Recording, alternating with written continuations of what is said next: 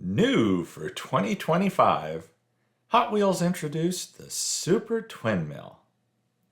Now, those of you familiar with my channel know that when the original Twin Mill came out when I was a small child, I loved the Twin Mill casting. And so I restored one of those, and then I decided to take all of the twin mills that have come out, the various variations over the years, and paint them to match.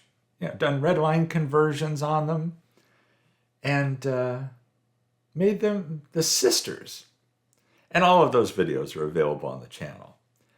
Now this one, that plastic middle section gives me a problem. You'll learn later.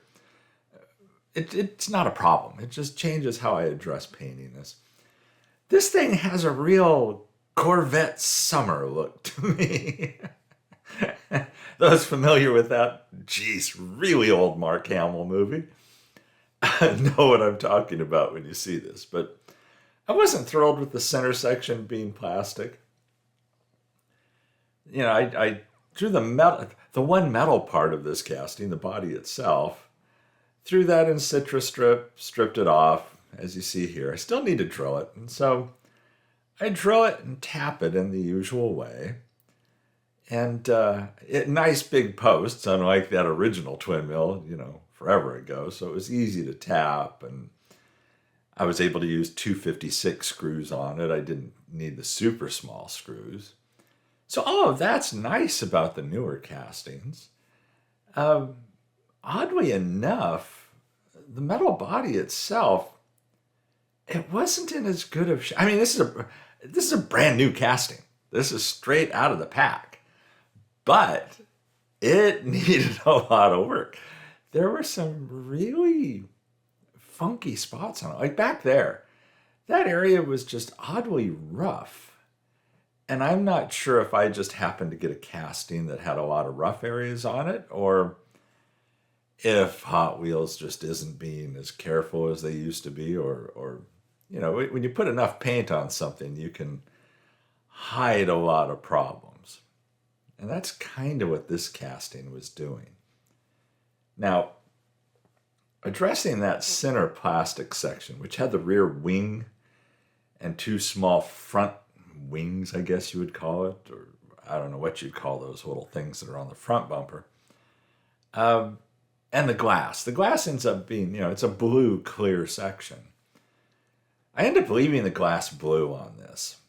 But because that center section was plastic, and I wanted all of this to match, I wanted to paint that. I did not want it to still be clear blue plastic. I did not want to hit it with like a silver paint. I wanted it to be the same color as the body. I thought it would give it a better look.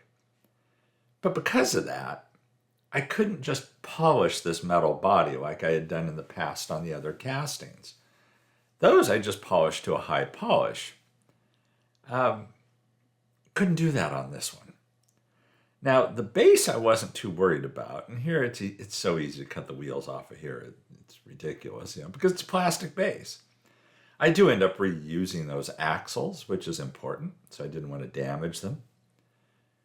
The body, I went over it with a buffing wheel, but I did not polish it up. And, I throw in an IPA here to isopropyl alcohol, in case you're not familiar.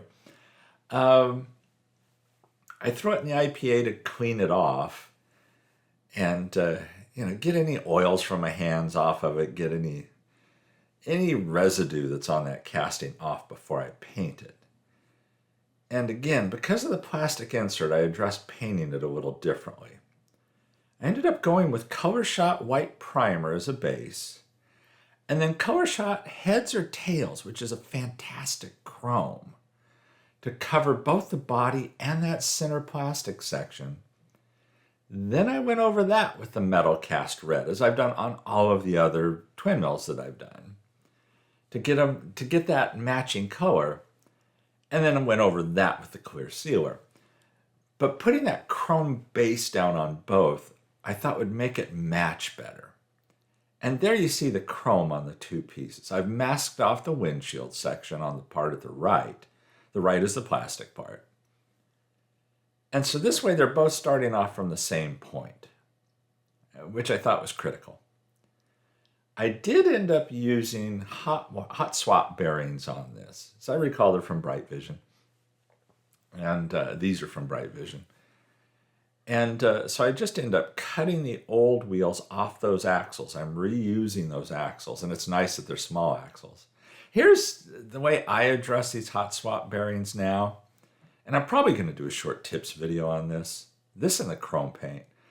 I find it much easier to just put the hot swap bearings down on like a microfiber cloth with the opening upwards and pressing them down on that.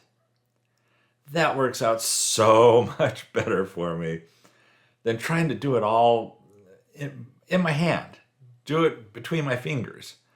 When I try and do that, inevitably I end up shooting one of these little hot swap bearings across the room where it can never be found again and getting frustrated. Doing it on the microfiber cloth or just putting down a base and doing it down on something soft so that bearing won't roll around on you, it won't take off on you, works so much easier. So again, I'm probably going to do a short tips video on that, probably soon. So here you see it. Here it is after the paint. Love how the paint turned out. You know, the color naturally, because it's not a polished metal body in this case, it's not going to be a dead-on match for the other sisters. But I love the fact that that center section turned out so well and matches up with the metal body so well. That was really critical for me on this build.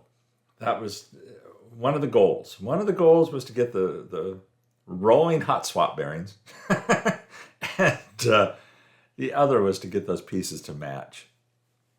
I did spray the blue plastic base with the aluminum spray that you've seen me use in prior videos. That gives an effect that I like on this build. And the color shot clear turns out really wonderfully over the metal cast paint. I've done that before. I wasn't sure exactly how it was going to turn out again this time. I kind of had this weird feeling I got lucky last time because I had a pretty long cure time between the drying of the metal cast paint and then the clear coat. On this, I just let the metal cast paint dry overnight and then hit it the next day with the Color Shot Clear Sealer. And again, the shine on that Color Shot Clear, it's just fantastic. I mean, I think it's fantastic. You know, I mean, these are rattle can paints. You know, I'm not using an airbrush. It's not, 2K clear. But out of a rattle can, I think it turns out pretty darn well. And it's nice, the super thin axles on these newer castings, the hotshot bearings roll freely, as you'll see right here. So here's where we started. The Hot Wheels Super Twin Mill, again, new for 2025. I look at the front and I swear, I just get this Corvette summer, like I mentioned before, feel from this thing. I can't say it's a look that I really like on the Twin Mill, but I think painting this back end, particularly that rear wing and that lower wing on the back, to then match the body color, I think helps quite a bit. Again, the silver bottom, it's an aluminized look. It does have a clear coat over it too, which kind of deadens the aluminum effect. Did not touch the chrome engines or the chrome piece that you'll see here when it spins around. That chrome under the back wing, those I didn't do a thing to. I was okay leaving the windshield blue. I thought about painting it black. And I thought, no, I want to preserve the somewhat translucence of it. So there you have it. The other Twin Mill builds are available on my channel. Here's some glamour shots of this build. I hope you like this addition to the Twin Mill family. To the sisters, it's like, geez, there's 8 of them now that I've done, including the exceptionally ugly hard-nosed Twin Mill. But I hope you enjoyed this. Thanks for watching. Everybody stay safe and healthy out there. I'll catch you in the next one.